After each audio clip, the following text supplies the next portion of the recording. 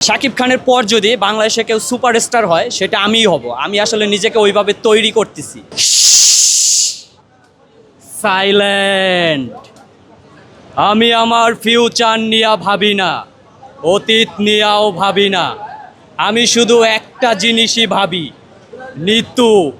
নিতুরে না পাইলে আমি এই দুনিয়া বরবাদ করে দিতে পারি। কেমন আছেন ভাই? আলহামদুলিল্লাহ, অনেক ভালো আছি। কোন সিনেমাটা দেখতে এসেছেন? অবশ্যই বরবাদ। একবার দেখা হয়েছে, আবার চলে এলাম দেখার জন্য স্টার সিনেপ্লেক্সে। আপনি নাকি ভাইরাল ডায়লগ দিতে পারেন? হ্যাঁ, ভাইরাল ডায়লগ অলরেডি আমার ডায়লগগুলো ভাইরাল হয়ে গেছে। শাকিব খানের যে টিজারের ডায়লগগুলো ছিল, তো আমি দিয়ে দেখাই আপনাদের এই চ্যানেলে। সাইলেন্ট। আমি আমার ফিউচার নিয়ে ভাবি না, অতীত নিয়েও ভাবি না। আমি শুধু একটা জিনিসই ভাবি, নিতু। নিতুরে না পাইলে আমি এই দুনিয়া বরবাদ করে দিতে পারি। তো এই ডায়লগটা আসলে অনেক ভালো লাগছে, অনেকে ভাইরাল করে দিছে।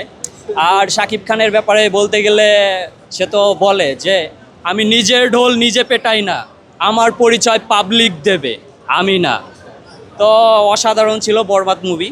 তো আমার লাইফে একটাই টার্গেট এখন থেকে, আসলে স্বপ্ন আর কি বলতে গেলে, শাকিব খানের পর যদি বাংলাদেশে কেউ সুপারস্টার হয় সেটা আমিই হব। আমি আসলে নিজেকে ওইভাবে তৈরি করতেছি। তো এটাই এখন হচ্ছে কি আমার নাটকে টুকটাক কাজ করা হয়। বলতে গেলে এক কথায় ক্ষুদ্র আর্টিস্ট, বাট স্বপ্নটা অনেক বড়।